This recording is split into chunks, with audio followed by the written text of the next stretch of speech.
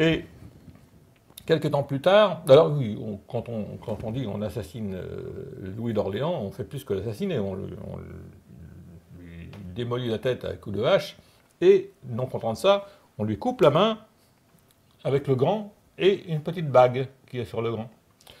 Or, là encore, il va se passer un truc bizarre, c'est que quelques années plus tard, le duc de Bourgogne lui-même se fera assassiner à côté de Paris, du côté de Melun, et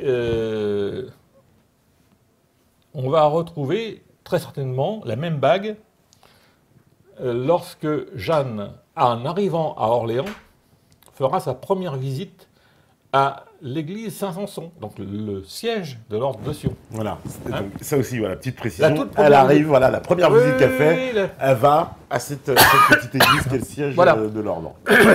Et en sortant, elle dit à son page d'envoyer à Jeanne de Laval un petit cadeau, c'est un anneau d'or. Or, Jeanne de Laval, c'est qui? Eh ben, Jeanne de Laval, c'est ni plus ni moins que la veuve toujours vivante de Duguesclin, dont on parlait tout à l'heure. D'accord. Et qu'est-ce que ça peut être, cette bague? Ben, il est fort probable, ça c'est une supposition de ma part, mais ça n'est pas gratuit, il est fort probable que cette bague ait été un symbole, un sceau ou quelque chose comme ça se faisait beaucoup, concernant l'ordre du Temple. Que, en même temps que son épée, Duguesclin avait fait transmettre à Louis d'Orléans. Louis d'Orléans assassiné, on lui coupe la main, on lui prend la bague, et quelques temps plus tard, le dauphin fait assassiner à son tour sur le pont de Melun, je crois, le duc de Bourgogne. le duc de Bourgogne, et il récupère la Et bague. il récupère la bague. Eh ben oui. D'accord. Ah, mais Non, mais là, c'est comme un film de... C'est un film, c'est un film. voilà. D'accord. oui, oui. Et la première chose que fait Jeanne en arrivant à Orléans, c'est d'aller à l'église Saint-Sanson, le siège de l'ordre de Sion, de récupérer cette bague et de la faire envoyer à Jeanne de Laval. La faire envoyer donc à la veuve du Guesclin. Voilà. Alors, si on ne voit pas des signes là-dedans, qui sont pas dans nos manuels, mais qui parlent quand même clairement, quoi. Je veux dire que c'est évident que il y a des signaux qui passent dans l'air comme ça entre des personnages et le commun des mortels n'y voit rien. Hein? Et donc Jeanne d'Arc, elle arrive à... Parce qu'il y a un truc aussi avec ces Anglais qui sont là aux portes d'Orléans. Quoi, peut-être qu'ils veulent... Il y a peut-être un deuxième plan caché du côté des Anglais. Pourquoi ils sont là, ces Anglais? Ils ont Au-delà rien, du, on sait, ils voilà, ont rien traité à de y Troyes. faire, ils n'avaient aucun intérêt à mettre le siège devant Orléans. Et même, je ne sais plus si c'est Bedford ou Salisbury qui dira plus tard, on ne sait pas qui a donné l'ordre de mettre le siège à Orléans. Ce n'était pas du tout leur intérêt, ils détenaient le propriétaire à Londres, puisque Charles d'Orléans, le fils légitime de Louis, hein, donc en fait le frère de Jeanne, mais le fils légitime, lui, de Louis d'Orléans, était prisonnier depuis la bataille d'Azincourt. Depuis 15 ans, il était à Londres. Prisonnier VIP, hein. Oui, oui. Bon, c'est là qu'il faisait les fameux poèmes de Charles d'Orléans, il y en a plein, tout le monde, tous les écoliers connaissent ça. Et d'ailleurs, il avait fait, sans doute aussi, il devait savoir quand même qui était sa frangine, parce qu'il avait depuis Londres, il avait fait tailler un costume sur mesure aux couleurs de la famille d'Orléans pour Jeanne. Un costume, une robe de femme. Pas une armure, hein, une robe de femme. Une robe de femme Voilà. avec les armoiries de la Aux famille. couleurs de la famille d'Orléans. Donc c'était un aveu pour dire, elle fait partie de la famille d'Orléans. Pour moi, c'est une évidence. Hein. Et donc, les Anglais détenaient Charles, le propriétaire de la ville, et qui leur payait rançon régulièrement. En fait, c'est les impôts des Orléanais qui permettaient à Charles de payer sa rançon. Comme tous les chevaliers d'un certain niveau, quand on les prenait, on les faisait prisonniers, ceux qui n'avaient pas de valeur, on les flinguait sur place. Et dès qu'on puis avait les du autres, poison, un truc, voilà, on prenait, on te disait, ah, toi lui, tu peux payer rançon, toi tu peux tiens. payer. Voilà. Oui, mais donc, c'était pas du tout leur intérêt. Ils avaient intérêt, au contraire, à faire durer le plaisir et à encaisser. Sauf s'ils ont trouvé un intérêt supérieur à mettre le siège de la ville. Et ça, à mon sens, c'est pas du tout pour des questions d'une petite politique mesquine ou de rentrée d'impôts ou de choses comme ça.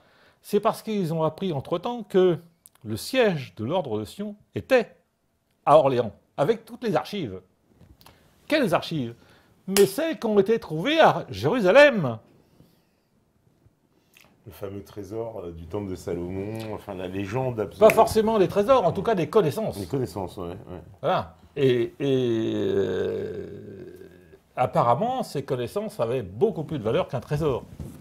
Ce qui justifiait effectivement de sacrifier la rente qu'on pouvait toucher du Charles, mais de mettre la main sur ces archives, ça aurait pu effectivement être très intéressant pour eux.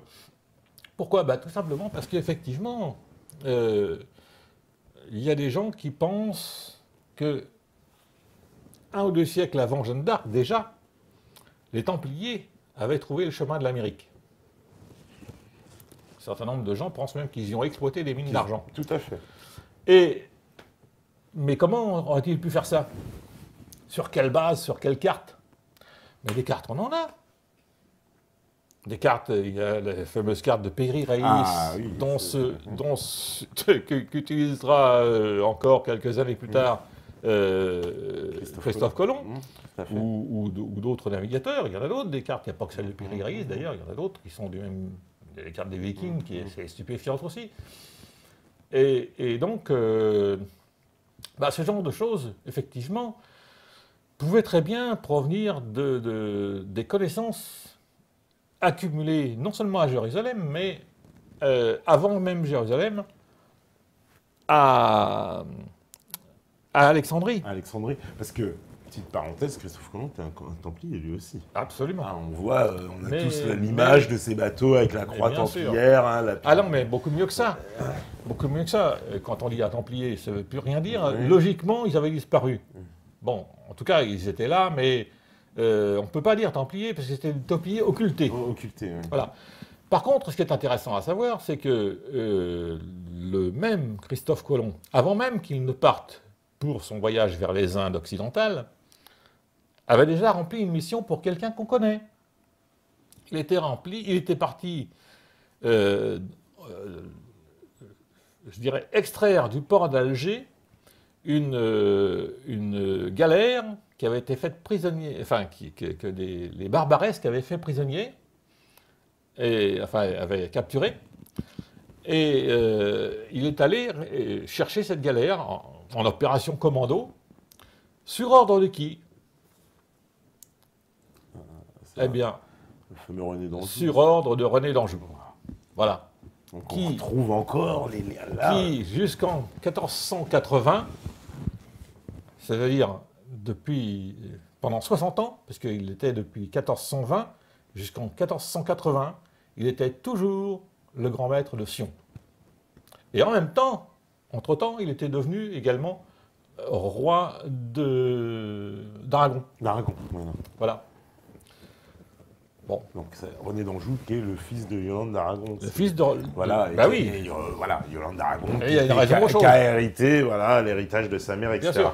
Mais encore une fois, on trouve toujours des connexions incroyables. C'est hallucinant. Et toujours les gens qui, comme tu disais tout à l'heure de ce puzzle, c'est-à-dire tu vas trouver des relations entre un tel et un tel et un tel, les plus improbables. On va trouver René d'Anjou, fils de Yolande d'Aragon, lui-même lié à Christophe Colomb, etc. Enfin, c'est quand même extraordinaire, ces interrelations. Alors, pour revenir à la petite anecdote dont on parlait pendant la pause tout à l'heure, à propos des Saintes Maries de la Mer. Jusqu'en 1400 quelque chose, les Saintes Maries de la Mer, on avait oublié complètement qu'elles existaient. Savez-vous qui a fait faire les premières recherches archéologiques de l'histoire de France? René d'Anjou. Encore ce René d'Anjou. Et il revient en plus sur les lieux du crime, si j'ose dire, donc à un endroit qui était passé aux oubliettes, on Oui. n'en parlait plus. Oui, tout le monde avait oublié qu'elles avaient débarqué là. Lui, visiblement, n'avait pas Oui, oublié. n'avait pas oublié. Parce que voilà, cet épisode, parce que là on refait encore un petit flashback quand même sur Sainte-Marie de la Mer, mais épisode assez incroyable où on apprend aussi que à cette époque, le seul moyen on va dire de venir en France depuis la Palestine, c'est en partant de Saint-Jean d'Acre, hein, aujourd'hui Haïfa, et on n'arrivait que de 2 endroits, donc Marseille ou Sainte-Marie de la Mer. Oui, Narbonne aussi. Ouais. Narbonne aussi. C'est quand même assez extraordinaire qu'il y ait eu des lignes commerciales donc, qui partaient. Oui, c'est pas extraordinaire, c'est que les gens avaient installé tout ce qui concerne le commerce. Ouais. Ça suppose une défense. D'accord? La possibilité d'ancrer un bateau et en même temps la possibilité d'une défense. Et à ce qui ne s'appelait pas encore les Saintes-Maries de la Mer, il y avait un oppidum, c'est-à-dire une petite forteresse. C'est tout naturellement que les gens venaient là. Et comme ils allaient aussi bien à Marseille ou à Narbonne, mais c'est pas par hasard. S'ils venaient là, c'est parce qu'il y avait effectivement de quoi les défendre. Ouais. Voilà.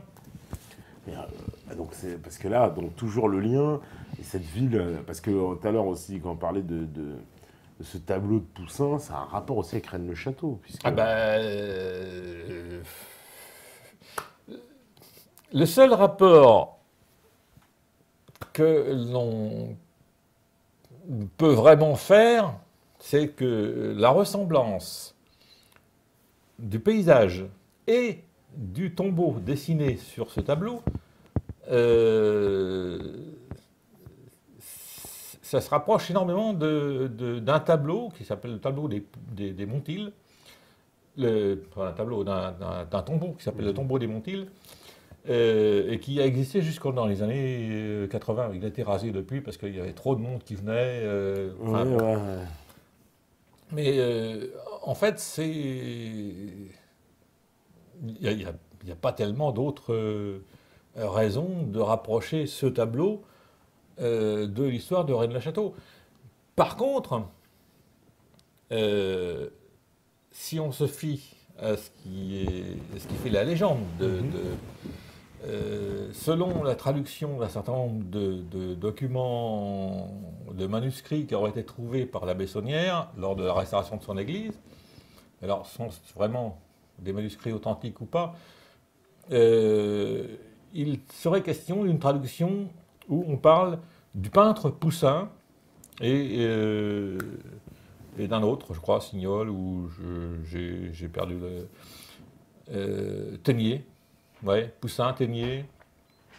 Et bon, est-ce que c'est suffisant pour faire un lien? Je ne sais pas. Par contre, si on cherche un peu plus loin, comme j'ai fait, on s'aperçoit que ce fameux tableau, œuvre du peintre Poussin, était accroché chez un gars qui s'appelait Nicolas Fouquet. Or, ce Nicolas Fouquet, qui protégeait donc, qui était le protecteur du peintre, ce Nicolas Fouquet était le grand argentier de Louis XIV. Et il s'est fait construire un château somptueux qu'on peut toujours visiter, qui s'appelle Vaux-le-Vicomte. Ah, très connu. Voilà. Oui. D'accord. Et ce Nicolas Fouquet avait un frère qui était évêque et qui a été, sur sa recommandation probablement, nommé dans la région de Rennes-le-Château, à côté, à un petit bled, enfin une petite ville sympathique d'ailleurs, mais bon. Avait-il ordre de chercher quelque chose dans le coin? En tout cas, ce frère lui avait fait parvenir un jour un courrier en lui disant que le peintre Poussin détenait des secrets qui pourraient faire de lui mieux qu'un roi, ou que bien les rois aimeraient connaître ce secret. Bon, on ne sait pas lequel, on ne sait pas ce que c'est. On sait juste que Poussin détenait un secret. Et si on continue l'histoire, on s'aperçoit que le jour où Nicolas Fouquet veut inaugurer et recevoir le roi Louis XIV chez lui, il a fait les choses vraiment dans les grandes largeurs, vaisselle d'or et tout, et le roi, paraît-il, prendrait ombrage de ce que son grand argentier aurait presque plus d'argent que lui, et du coup, le fait emprisonner, saisit tout, et fait racheter en sous-main le fameux tableau de Poussin, les bergers d'Arcadie, et il va le garder tout le reste de sa vie chez lui dans sa chambre, à Versailles. C'est bizarre. Wow, il tenait beaucoup à ce tableau. Il tenait beaucoup. Ah oui. Ah oui, oui, oui. Alors, qu'est-ce qu'il y a dessus? Je ne sais pas. Pour moi, c'est un tableau comme un autre. Bon, alors après, il y a l'interprétation.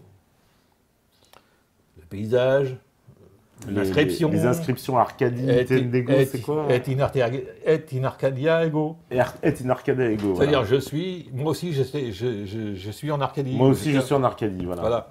Mais ça peut se transformer en autre chose. C'est un peu un anagramme. Et puis, alors, ce truc-là, c'est bizarre parce que cette représentation, on la retrouve sur une espèce de stèle qui a été faite dans une église italienne, un hommage à Poussin, qui a été faite dans une église italienne, c'est très curieux, par, quelques temps plus tard, par, je crois, c'est pas La Rochefoucauld, on le retrouve aussi dans le bouquin, peu importe. Et puis on trouve également la même chose sur un autre tombeau en Angleterre, sur le domaine de Souchborough, qui est un domaine qui appartient au frère d'un grand marin qui a beaucoup voyagé vers les Amériques à ce moment-là, au moment de leur découverte, ou peut-être même un peu avant. Enfin, un gars qui a fait fortune. Alors, est-ce qu'il a trouvé, je ne sais pas, un trésor? Est-ce qu'il en a enterré un? Est-ce qu'il a été chargé par les Templiers? On ne sait pas trop. Il y a plein de trucs comme ça. En tout cas, il a fait fortune et il a légué ça à son frère. Et son frère a fait construire des trucs tout à fait étonnants avec cette inscription, la même reproduction, un petit peu modifiée toutefois, et une inscription supplémentaire. Alors, et in Artiaga Hugo, et une inscription supplémentaire avec une énigme qui commence par D et qui finit par M, ce qu'on appelait l'écriture DM. C'est encore un truc très, très, très bizarre.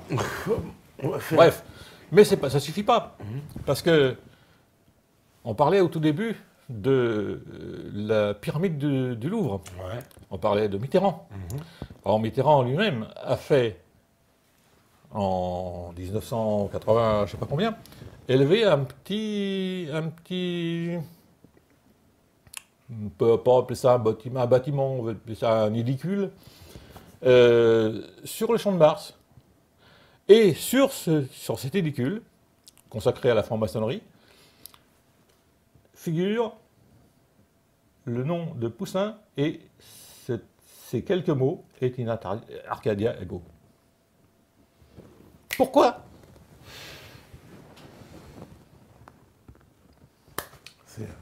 Ça restera vraiment à moins que... Mais ça, tout le monde peut aller le voir. Hein. Ah, tout le monde peut aller le voir, non. Mais la réponse, je pense qu'il va falloir faire sortir Mitterrand un jour, faire parler les esprits, on ne sait jamais. On va faire une pause, la régie, elle est prête. On fait une pause, je les oublie pas. Et ben en troisième partie, on va répondre à toutes les questions. Il y en a plein en plus. On vous oublie pas. Ouais. Voilà, on va répondre Bon. aux questions en troisième partie. Là, on fait la petite pause et puis on revient juste après. Jeanne Lapucelle, voilà. Et à tout de suite, à vous la régie. Attention. Voilà, donc de retour sur la libre antenne, toujours avec Jacques Millier, toujours sur Jeanne Lapucelle, Jeanne d'Arc. On va prendre les questions des métanautes. Alors, il y en a pas mal. On disait par exemple, quel est le lien entre la constellation ou l'étoile Draconis et le tableau de Poussin, les bergers d'Arcadie? Bah, tu l'as expliqué. Oui, c'est pas une étoile Draconis, c'est une constellation. Et comme je le disais tout à l'heure, ça veut dire la constellation du dragon. Et l'étoile principale, la première qu'on appelait Alpha de Draconis, c'est cette étoile qui, du temps des Égyptiens, marquait le nord absolu. Et avec le changement, ce qu'on appelle la précision des équinoxes. La précession des équinoxes, voilà, merci. L'axe de la Terre varie et il faut donc réajuster assez régulièrement, tous les 2000 et quelques années, il faut réajuster l'étoile qui se trouve au bout de cet axe. Et à l'époque de la mythologie grecque, c'est-à-dire à la succession des Égyptiens, on a donc inventé dans l'aile du dragon, on a baptisé certaines étoiles Callisto et Arcas. C'est maintenant l'étoile alpha de cette aile du dragon, c'est-à-dire Arcas, qui est devenue l'étoile polaire, qu'on appelle aussi Stella Maris, comme je disais tout à l'heure. Stella Maris en plus, ça fait Voilà. étoile En de fait, Marie le lien c'est Arcas, Arcadie. Arcadie. Voilà. Alors, il y a une question, c'est vrai qui revient souvent, on me dit, ils ont tous été très étonnés. Bon, ça se voit qu'ils n'avaient pas suivi la première émission, mais sur les origines, on va dire, nobiliaires de Jeanne d'Arc, c'est que Jeanne d'Arc n'est pas une simple bergère. Alors ça les a beaucoup choqués, on me dit, mais quelles sont ses sources, où est-ce qu'il sort ça? Alors, il y a toutes, voilà, précisons, toutes les sources, elles sont, voilà. Toutes les sources, elles sont dans ton bouquin. Il y a toutes les sources. Voilà, ceux qui veulent vraiment compléter par rapport aux sources, allez chercher dans le bouquin. Voilà, il y a le roman lui-même fait 600 pages parce que bon, je me suis laissé un peu embarquer. C'est une enquête qui, je dirais, qui se déroule sur le plan de notre temps, une enquête contemporaine, mais qui porte sur l'histoire de Jeanne d'Arc. Alors, tout ce qui est contemporain, c'est de la pure invention, c'est du roman, et tout ce qui porte sur l'histoire de Jeanne d'Arc, c'est appuyé sur les 40 dernières pages du livre, qui comportent, qui donnent en fait les sources, les raisonnements, tout ce qui m'a amené à écrire le bouquin. Voilà. On me dit, pensez-vous comme André Douzé que Jésus est enterré en France? Alors, je connais un peu André Douzé. Je ne connais pas toutes ces théories. Pour moi, je dirais que c'est pas improbable, mais que ça n'a aucune importance en soi. Que le tombeau de Jésus existe et soit en France. Il y aurait même un lien avec le fameux axe de Roselyne aussi. Ah bah oui, non, oui, évidemment, il y a un lien. Parce que c'est tout le problème est là. Enfin, tout l'intérêt est là. Qu'il existe ou qu'il n'existe pas, un tombeau du Christ en France, à mon avis, ça n'a aucune importance. Pourquoi? Parce que, tout simplement, parmi les secrets de l'ordre, qu'on dit l'ordre de Sion, enfin qui s'appelait l'ordre de Notre-Dame du Mont-Sion, qui n'a rien à voir avec le prieuré de Sion de Plantard, parmi les secrets que détenait cet ordre, il y a, alors là j'en suis certain, catégorique, il y a des choses concernant la géologie, la géographie et la géostratégie. Et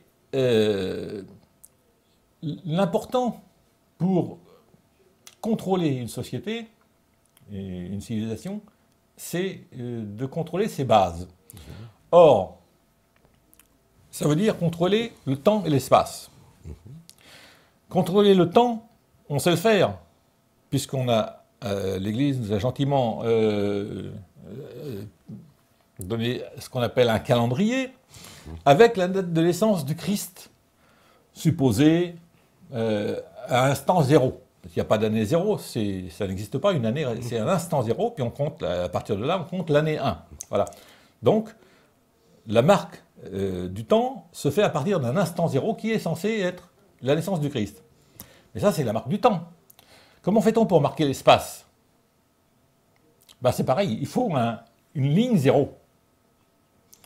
Et cette ligne zéro, ben, c'est le méridien de Paris, ou ce qu'on appelle la Roseline. Et à partir de là, au Moyen-Âge, et même bien avant sans doute, des gens savaient calculer les déplacements, la surface de la Terre, les longueurs, les méridiens, etc. Et ça, c'était un secret géostratégique. Ce qui explique que les Templiers aient pu effectivement aller en Amérique bien avant les autres. Parce que la difficulté pour se repérer en mer, c'est pas tellement la latitude. On peut toujours mesurer par rapport à la hauteur des étoiles. Le problème, c'est la longitude. Et pour mesurer une longitude, il faut un méridien. Il faut un repère, il faut qu'il y ait un départ. Ouais. Voilà.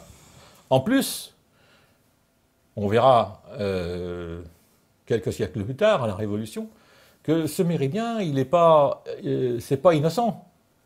Et à mon sens, bien avant la Révolution, les gens qui détenaient ces secrets, dont un certain nombre de grands esprits, je dirais Léonard de Vinci, Newton, etc., qui, comme par hasard, sont tous aussi des grands maîtres de Sion, ces gens-là connaissaient la forme de la Terre et la façon de la mesurer, et la façon de se déplacer dessus. Alors c'est un avantage extraordinaire. Ouais, c'est un intérêt géostratégique. Ouais, complètement. Voilà. Et ce n'est pas par hasard non plus que Christophe Colomb ira chercher les Indes à l'ouest. Voilà. Parce qu'il connaissait ça. Et qui faisait partie, alors aussi, ça voudrait peut-être impliquer, hein, pareil, puisqu'on est dans la spéculation, j'ai envie de dire, est-ce que ça voudrait, ce fait-là, que l'Amérique ait pu être découverte, je veux dire, prématurément, de façon anticipée, sans que ce soit officialisé. Oh, je dirais même redécouverte. Redécouverte, bien sûr, voilà, redécouverte, on va dire. Est-ce qu'on peut dire que l'histoire aujourd'hui donc des États-Unis peut être intimement liée aussi à cette histoire aussi, de façon... Ah, mais incontestablement. Incontestablement pour différentes raisons. D'abord parce que on sait aujourd'hui que les Vikings étaient allés en Amérique bien avant Christophe Colomb. Et il y a aussi d'ailleurs... Christophe Colomb a utilisé la carte qu'on appelle la carte de Piri-Reis, qui est elle-même, cette carte est déjà une compilation d'un tas d'autres cartes beaucoup plus anciennes qui avaient été faites, cette compilation par le capitaine Piri-Reis, un Turc, à partir d'éléments qu'il avait trouvés déjà. Alors, on peut supposer que ça vient très probablement des collections du monde d'Alexandrie, de l'époque égyptienne, carrément. De l'époque égyptienne. Et pourquoi je dis ça? Parce qu'on a trouvé dans un certain nombre de momies égyptiennes de la cocaïne. Or, la cocaïne, à ma connaissance, ça n'existe qu'en Amérique du Sud, Amérique centrale. Oui, pourtant, on a retrouvé la cocaïne, oui, tout à fait exact. Ouais. Et puis aussi, dans cette chapelle de Roseline, là, toujours la fameuse chapelle de Lord Sinclair, on y trouve la représentation d'animaux et de légumes qu'on ne découvrira qu'au moment de l'Amérique. Or, la chapelle est antérieure à la découverte de l'Amérique par Christophe Colomb. Oui. Donc ça fait beau. C'est vrai que ça fait beaucoup des dessins d'indiens, etc. Voilà, des dessins d'indiens, du maïs, enfin tout un tas de choses qu'on a découvert que bien plus tard. Donc c'est effectivement... Voilà, j'espère que ça répond à la question. Voilà, on me dit, êtes-vous agnostique vous-même? Vous avez parlé des Templiers de Jérusalem et de Jérusalem en effleurant le sujet sans l'aborder. Étaient-ils des pratiquants de la théurgie? Alors c'est quoi la théurgie? Moi je ne sais pas. J'avoue que le terme me chiffonne un petit peu. Je vais répondre d'une autre manière. Ouais. Selon moi, les Templiers sont restés 9 ans sur place sur le temple de Salomon, avant, bon, soi-disant pour défendre les chemins de pèlerinage, ça c'est de la foutaise, parce qu'on ne voit pas ce que 9 Templiers pouvaient faire sur les chemins. Ouais, 9, ouais. Non. Et puis en plus, ils ont resté enfermés là pendant des années. Non, en fait, ils ont fait des fouilles. Ils faisaient des fouilles, voilà. Mais bien sûr. Et ils ont trouvé un certain nombre de choses qui avaient été cachées au moment de la démolition du temple Partitus. Voilà, le temple d'Hérode. Le temple d'Hérode. Voilà. Voilà. Et donc, que peuvent-ils avoir trouvé? À mon avis, ils ont trouvé des choses qui devaient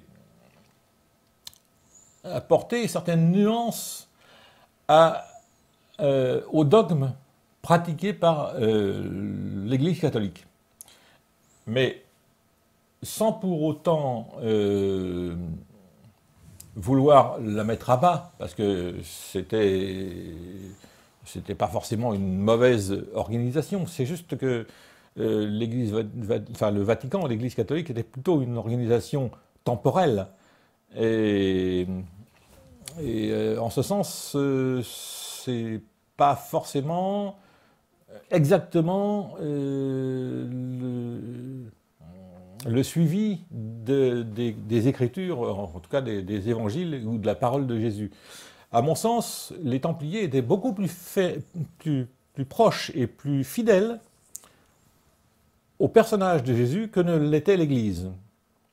Et ça pourrait, on pourrait dire qu'ils étaient, je dirais, des gnostiques, mais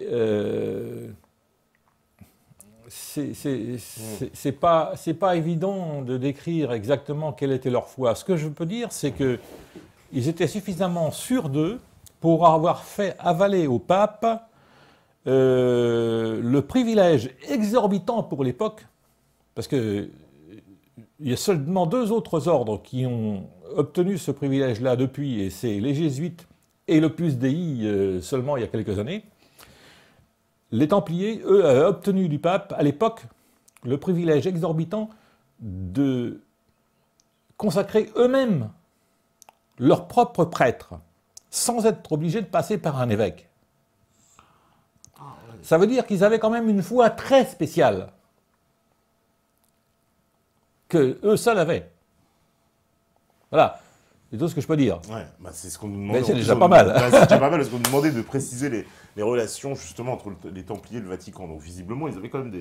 Eh ben, à mon sens, ils étaient soutenus par le pape, mais pas par l'Église. Pas par l'institution. Oui, d'accord. Non, non. Ils étaient soutenus vraiment par le pape. Et encore, par les premiers, parce que les autres, après, ils n'ont plus rien compris. Mais justement, pourquoi ils s'en débarrassent, Philippe le Bel? C'est ce qu'on nous dit, parce qu'ils étaient devenus trop riches, trop puissants? Oui, bien sûr. Ils étaient en train de construire l'Europe avant l'heure. Oui, ils avaient des bases partout dans tous les pays européens, parce qu'ils étaient liés aussi aux chevaliers teutoniques, les fameux. Oui. Donc il y avait une espèce d'axe, c'est vrai, qui traversait toute l'Europe, quoi. Oui. Ils étaient en train de construire une civilisation extra-royaume. Enfin. Donc Philippe le Bel avait tout intérêt à s'en débarrasser. Oui, son intérêt, c'était effectivement à la fois de mettre la main sur le trésor et de se débarrasser de l'autorité morale que représentait le temple, bien sûr. Et parce que on chassait de France, mais dans les autres pays, ils subsistent. Non, oui, ils subsistent partout ailleurs. Ils subsistent partout ailleurs. Finalement, il n'y a qu'en France qu'on a un gros problème avec eux, mais après ailleurs... Absolument. Et c'est vrai, cette légende urbaine ou pas, le fait que donc c'est le 13 octobre, pardon, 1307, c'est ça qu'on a arrêté, et que donc on a gardé ce vendredi 13 serait un héritage de ça en France. Ça, oui. C'est vrai, c'est faux, ça, c'est une légende urbaine, ce truc-là.